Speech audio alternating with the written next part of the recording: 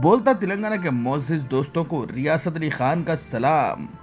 कलवा कुंतला कविता का जन्म 13 मार्च 1978 को करीमनगर में हुआ।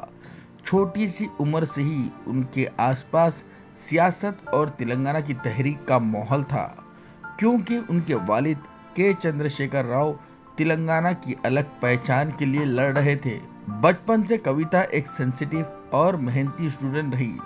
उन्होंने हैदराबाद के वीएनआर इंस्टीट्यूट से बीटेक कंप्यूटर साइंस किया, फिर अमेरिका गए और वहां से एमएससी कंप्लीट करके एक सॉफ्टवेयर इंजीनियर के तौर पर काम किया। उनकी जिंदगी में एक नया मोड़ उस वक्त आया जब उनकी शादी अनिल कुमार से हुई, जो एक बिजनेसमैन है। उनको 2 बच्चे हुए, एक बेटा और एक बेटी। फैमिली और कैरियर के बीच में कविता ने हमेशा से बैलेंस बनाए रखा, लेकिन दिल के कोने में तेलंगाना के लिए कुछ करने की लगन थी। 2006 में जब वो वापस देश आई तो उन्होंने तेलंगाना जागृति नाम से एक कल्चरल और सोशल मूवमेंट शुरू किया। इस मूवमेंट ने तेलंगाना की तहरीक को और ज़्यादा जज्बा दिया और यहाँ से कविता की सियासी सफ़र शुरू हुआ। कलवा कुंतला कविता, जो तेलंगाना के पहले सीएम के चंद्रशेखर राव की बेटी और केटी रामाराव की बहन है, अपने घर के लिए एक सियासी दीवार बनी रही। 2014 में तेलंगाना बनने के तुरंत बाद कविता ने निजामाबाद से लोकसभा इलेक्शन लड़ा और जबरदस्त जीत हासिल की। उन्होंने अपने हलके के लिए काफी काम किया, फार्मर्स के इशू उठाए, वुमेन एम्पावरमेंट के लिए स्कीम पुश किए, तेलंगाना की आवाज़ दिल्ली में पेश की। वो अपने वालिद सीएम केसीआर के सपनों को आगे बढ़ाने वाली एक नई सियासी सूरत बन रही थी। हर मुश्किल वक्त में कविता अपने बाप और भाई की पॉलिटिकल शील्ड बनी रही। जब पार्टी पर इल्ज़ामात आए, ऑपोजिशन ने अटैक किया, तो कविता ने हमेशा फ्रंट फुट पर आकर अपनी आवाज़ उठाई।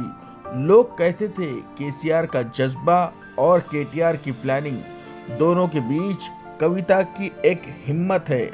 2019 में लोकसभा इलेक्शन हारने के बाद भी कविता ने हिम्मत नहीं हारी। 2020 में वो एमएलसी बनी और फिर से लोगों के करीब आई। ऑफिस से ज्यादा कविता लोगों में रहना पसंद किया करती थी। बतकम्मा जैसे प्रोग्राम में लोगों के साथ रोड पर नाच गाने से लेकर किसानों के खेत उजड़ जाने तक उनके साथ खड़ा रहा करती थी। बीमार लोगों को हॉस्पिटल में बीमारी पूछती, हर किसी से वो ऐसे मिलती जैसे सीएम की बेटी नहीं, कोई एक आम खातून है जो लोगों को हर मुमकिन तरीके से राहत देने का काम करती। सबसे ज़्यादा वो डेवलपमेंट और वुमेन्स इशू पर वो हमेशा एक्टिव रहा करती थी। मगर सियासत का सफ़र हमेशा सीधा नहीं होता। 2003-4 में कविता का नाम दिल्ली लिकर पॉलिसी स्कैम में आया। ईडी और सीबीआई ने उन्हें अरेस्ट किया। कविता ने जेल में भी हिम्मत नहीं हारी।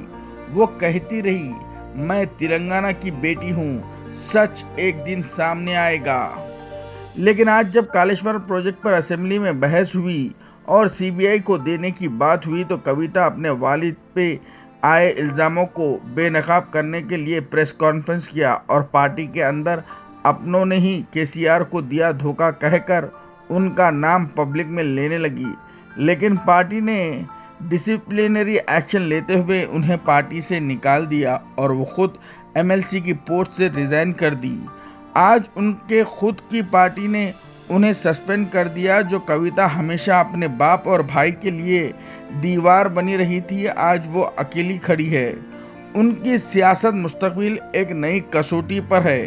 तेलंगाना की वो लेडी कविता जो कभी आवाम की आवाज़ थी, आज अपना ही वजूद की लड़ाई लड़ रही है। ब्यूरो रिपोर्ट, बोलता तेलंगाना।